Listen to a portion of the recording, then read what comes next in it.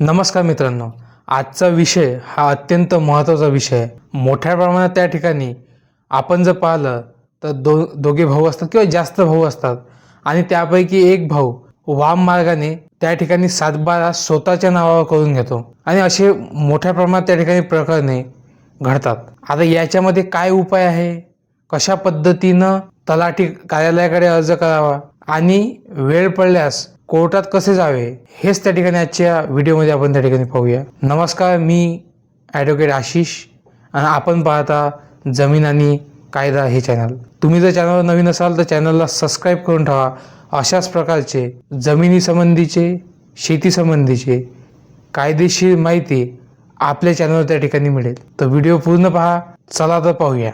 सर्वात पहिले तर आपल्याकडे एक गैरसमज आहे की सातबाऱ्यावर नाव म्हणजे त्या ठिकाणी तुमचा असणारा मालकी हक्क, परंतु हा गैरसमज आहे.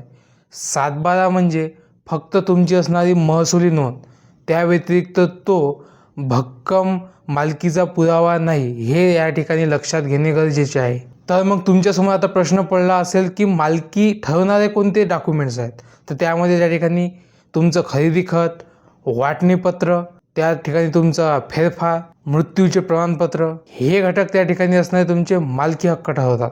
आता जर तुमच्या बाबतीत सुद्धा असे घडले असेल की तुमच्या भावाने सुद्धा तुमचे सातबारा स्वतःच्या नावावर करून घेतला असेल, तर यामध्ये सगळ्यात पहिला जो उपाय आहे तो तुम्हाला तलाठी कार्यालयाकडे, तुमच्या भागातील जो तलाठी आहे त्याच्याकडे त्या ठिकाणी एक रितसर अर्ज द्यावा लागेल. त्या अर्जाचा नमुना तुम्हाला जर पाहिजे असेल तर त्या ठिकाणी तुम्ही व्हॉट्सअपवर मला हाय करू शकता आणि तो अर्जाचा नमुनासुद्धा मी त्या ठिकाणी तुम्हाला देऊन देईल.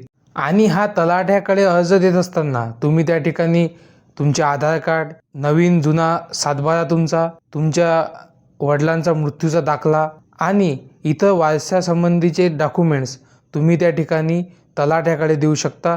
यामुळे तुमच्याकडे असणारे जे पुरावे आहेत ते त्या ठिकाणी भक्कम होतील. आणि सगळ्यात महत्त्वाचं म्हणजे की तलाठ्याकडे अर्ज दिल्यानंतर त्याची पोचपावती तुम्हाला त्या ठिकाणी घ्यावी लागेल, ही महत्त्वाची गोष्ट. आता तक्रार कधी द्यायची, तर फेरफार झाल्यानंतर जेवढ्या लवकर म्हणजे शक्य होईल तितक्या लवकर त्या ठिकाणी तुम्हाला तक्रार द्यायची आहे. कारण की तलाठ्यांनी जेव्हा नोटीस बोर्डवर नोटीस लावतात त्यापासून शक्य होईल तितक्या लवकर त्या ठिकाणी तुम्हाला तक्रार ही द्यायची आहे.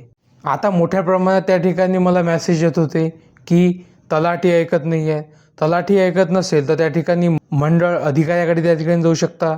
त्याच्यानंतर मंडळ अधिकारीसुद्धा ऐकत नसेल तर त्या ठिकाणी तहसीलदाराकडे जाऊ शकता आणि गरज पडल्यास HDO किंवा त्या ठिकाणी कलेक्टर ऑफिसकडे सुद्धा हा अर्ज त्या ठिकाणी तुम्ही देऊ शकता. सगळ्यात प्रथम आपल्या गावच्या तलाठी कार्यालयाकडेच अशा प्रकारचा अर्ज देणे योग्य राहील. जर त्यांनी कोणतं पाऊल उचललेच नाही आपल्याला पुढची स्टेप त्या ठिकाणी घेता येईल. आता एक सगळ्यात मोठी चूक त्या ठिकाणी करू नका. सगळ्यात महत्त्वाचं म्हणजे की भांडणे करू नका. तुम्हाला सुद्धा तुमच्याकडे जर भक्कम पुरावे असतील तर कायदेशीररित्याच तुमचे नाव त्या ठिकाणी लागू शकते. आणि यापैकी तुमचे कोणत्यातच समाधान होत नसेल किंवा या प्रक्रियेतून तुम्हाला निकालच मिळत नसेल तर सगळ्यात शेवटचा पर्याय म्हणजे तुम्ही दिवाणी न्यायालयात जाऊन पार्टिशन सूट दाखल करू शकता. यासाठी तुम्हाला फेरफार, खरेदी खत, आधार कार्ड, त्यानंतर त्या ठिकाणी नवा जुना जो असेल तो सातबारा आणि वारस प्रमाणपत्र इत्यादी डॉक्युमेंट्स त्या ठिकाणी तुमच्याकडे असले पाहिजेत. तुमच्याकडे जेवढे डॉक्युमेंट्स राहतील तेवढीच तुमची केस त्या ठिकाणी भक्कम उभी राहील. परंतु माझ्या म्हणण्यानुसार तर तुम्ही सगळ्यात पहिले होईस तोपर्यंत महसूल विभागाकडूनच सर्व तुमचे कामे करून घ्या. न्यायालय हे खूप वेळखाऊ आणि खर्चिक बाब आहे. त्यामुळे न्यायालय ही बाब टाळून महसूल विभागाकडूनच होणार तेवढ्या प्रमाणात त्या ठिकाणी प्रयत्न करा.